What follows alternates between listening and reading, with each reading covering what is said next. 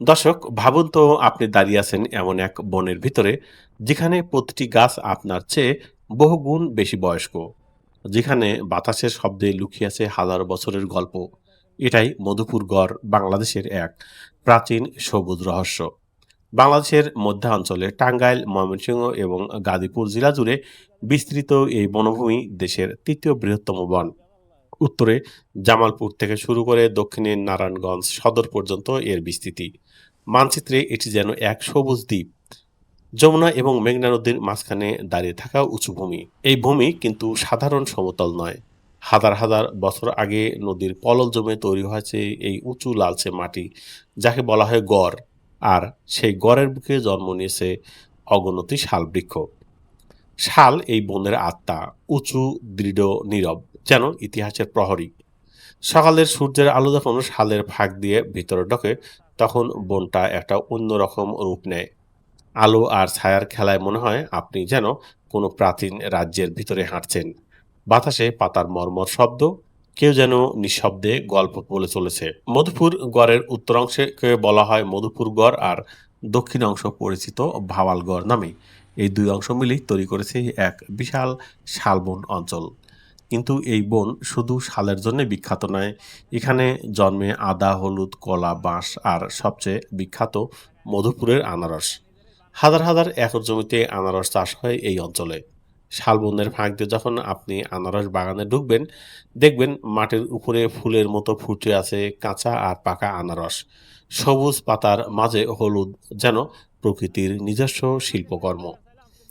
এ যেন বন আর কৃষির এক সুন্দর সহাবস্থান। কিন্তু মধুপুর গড়ের আরেকটি গুরুত্বপূর্ণ অধ্যায় হচ্ছে জীববৈচিত্র্য। এই বনে রয়েছে নানা প্রজাতির পাখি, সরীসৃপ, উভয়চর এবং স্তন্যপায়ী প্রাণী। সকালে হাঁটতে বের হলে দূর থেকে শোনা যায় পাখির ডাক। ঝোপের ভিতরে হয়তো লুকিয়ে আছে কোনো বন্য প্রাণী। 1982 সালে এখানে প্রতিষ্ঠিত হয় মধুপুর জাতীয় উদ্যান। এই উদ্যান আজ ইকো ট্যুরিজমের এক অন্যতম কেন্দ্র।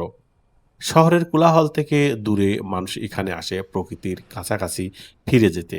হাঁটে বনপথে, দেখে বন্যপ্রাণী, অনুভব করে প্রশান্তি। কিন্তু এই গল্পের একটা অন্ধকার দিকও আছে। একসময় এই বনভূমি ছিল আরও বিস্তৃত, আরও ঘন। কিন্তু নানা কারণে এর আয়তন দিনকে দিন কমে যাচ্ছে। উজাড় হচ্ছে বন, কৃষি সম্প্রসারণ, অবৈধ দখল। ধীরে ধীরে সংকুচিত হচ্ছে শালবনের এই বিস্তৃতি। যে গাছ শত বছর ধরে দাঁড়িয়েছিল, হয়তো একদিন সেটি কেটে ফেলা হচ্ছে। যে বনে পাখিরা বাসা বাঁধত, সেখানে তৈরি হচ্ছে নতুন নতুন বসতি। প্রশ্ন হলো, আমরা কি বুঝতে পারছি আমরা কি হারাচ্ছি?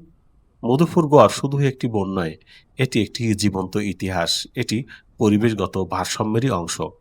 এটি আমাদের সাংস্কৃতিক ঐতিহ্য। এই বন বাঁচলে বাঁচবে অসংখ্য প্রাণী, বাঁচবে কৃষি, বাঁচবে স্থানীয় অর্থনীতি। আর যদি এই বন হারিয়ে যায়, হারিয়ে যাবে এক টুকরো প্রাচীন বাংলাদেশ। তাই যখনই আপনি মধুপুর গড়ে যাবেন, শুধু ঘুরতে যাবেন না, দাঁড়িয়ে একবার শালের দিকে তাকান। ভাবুন, এই গাছ হয়তো আপনার প্রপিতামহের সময়েও ছিল, আজও দাঁড়িয়ে আছে, আপনার দিকে তাকিয়ে আছে। প্রকৃতি আমাদের কাছে কিছুই চায় না, শুধু চায় আমরা যেন তাকে টিকে থাকতে দেই। মধুপুর গড় আমাদের সম্পদ, আমাদের দায়িত্ব। আপনি কি প্রস্তুত এই সবুজের ইতিহাস রক্ষা করার জন্য?